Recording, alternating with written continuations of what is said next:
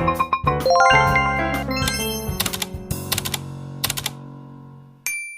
perkenalkan nama saya Muhammad Rizky Bisono, mahasiswa Manajemen Usaha Wisata dengan NIM 22003010009 dari kelas 2C1. Perkenalkan, nama saya Putri Nur Yuliani dari kelas 2C1 dengan NIM 22003021444. Perkenalkan, nama saya Sekar Dwini dengan nomor NIM 2200302172 dari kelas 2C1 Manajemen Perhotelan. Assalamualaikum warahmatullahi wabarakatuh. Perkenalkan, nama saya Indonesia Harsa dari kelas 2C1 dengan nomor induk mahasiswa 2200302194. Assalamualaikum warahmatullahi wabarakatuh. Perkenalkan, nama saya Ngul Prastio dari kelas 2C1 dengan NIM 2200302199. Efektivitas sistem pengendalian intern atas pengelolaan subsidi pada badan usaha milik negara. Pendahuluan. Badan usaha milik negara atau BUMN khususnya di negara berkembang merupakan salah satu elemen yang mempengaruhi aktivitas sosioekonomi.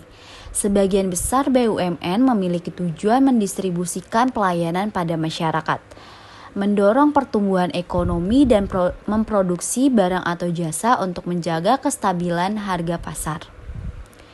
Abstrak.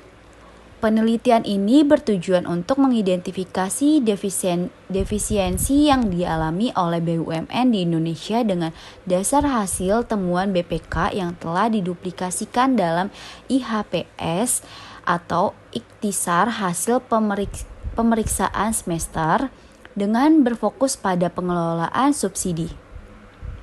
Penelitian ini menemukan bahwa terdapat permasalahan kelemahan sistem pengendalian internal atau SPI yang masih menjadi temuan dengan jumlah paling signifikan dengan kecenderungan tren meningkat.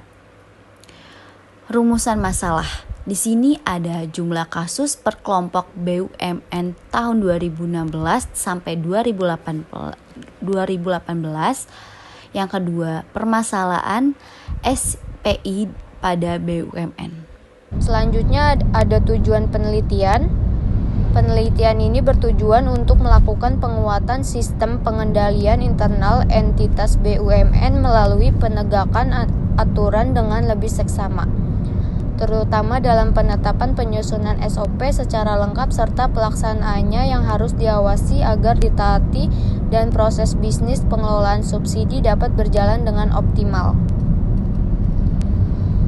Lalu selanjutnya ada metode penelitian.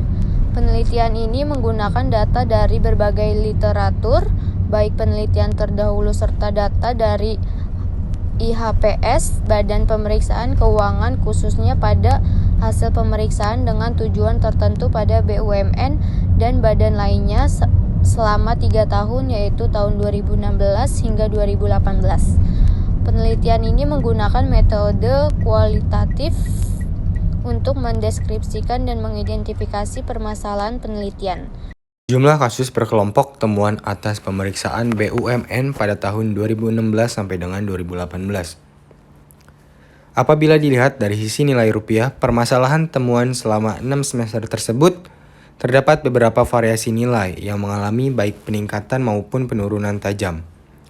Dapat dilihat pada gambar 2, bahwa permasalahan kekurangan penerimaan mengalami penurunan dan peningkatan yang cukup signifikan pada semester 1 2016 sampai dengan semester 2 2017.